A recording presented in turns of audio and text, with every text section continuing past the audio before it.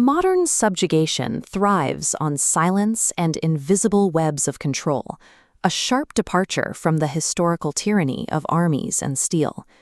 Individuals often trade their unalienable rights for the seductive promise of bureaucratic convenience and temporary safety nets. This administrative machinery, the monolith, expands its reach by normalizing a state of passive, comfortable compliance. These state-managed dependencies function as mechanisms of capture, inviting a slow, voluntary abdication of individual responsibility. True subjugation in the modern era occurs through our own daily concessions to authority, allowing regulatory agencies to expand their jurisdiction over our families and businesses. Eventually, every citizen reaches a point of absolute reckoning, a silent confrontation taking place in the quietest corners of the mind. Looking into the human mirror reveals the cumulative weight of your daily compromises. It captures every instance where you accepted a state subsidy with regulatory strings attached, preemptively obeyed an unconstitutional ordinance out of fear, or remained silent in the face of bureaucratic overreach. Each of these small submissions adds another brick to the fortress of centralized control, making the administrative state's reach more permanent. As these administrative safety nets tighten into spiderwebs of control, the option of comfortable passivity disappears, leaving a definitive choice between total subjugation and a personal reckoning. Many well-meaning patriots believe the answer to centralized tyranny lies in capturing centralized power, winning the presidency, or waiting for a judicial savior.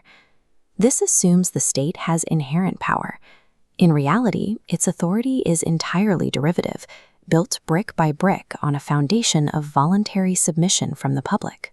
Because the machine depends on this constant upward flow, taking control of the upper levers is a useless strategy that leaves the underlying foundation of control intact. Dismantling the monolith requires starving the machine of its fuel. When individuals collectively refuse to comply with arbitrary edicts, the machinery of control loses its structural support and collapses. Real systemic change requires individuals at the bottom to dismantle their own dependencies on centralized state systems. Our constitutional framework was designed with a decentralized oversight mechanism, far more powerful than the legislative, executive, or judicial branches. The citizenry constitutes the fourth branch of government, holding the ultimate veto power over the legitimacy of any law. This branch exercises its authority through localized, lawful noncompliance, forcing the state to defend its overreach in the open light of day. Effective resistance involves building parallel economic, educational, and communication networks that render centralized regulations obsolete. Stepping into the role of the fourth branch shifts a community from a culture of dependency to one of radical self-reliance. National restoration depends on strict individual restoration first.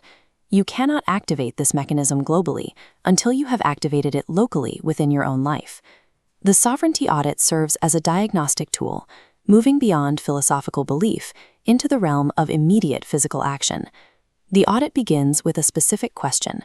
What actionable boundary are you drawing today to reclaim your sovereignty from the administrative state?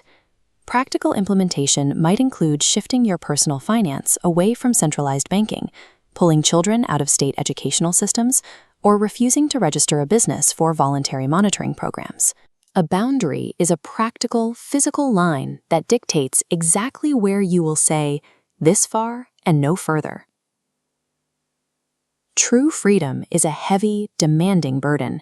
It strips away the romanticized illusion of a comfortable, risk-free resistance.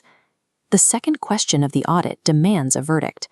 Are you prepared to accept the financial, physical, and social risks of building your own security?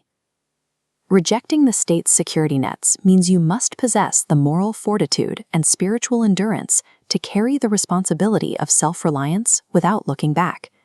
You now stand at the crossroads of your own life, facing the ultimate mirror and the decision it demands.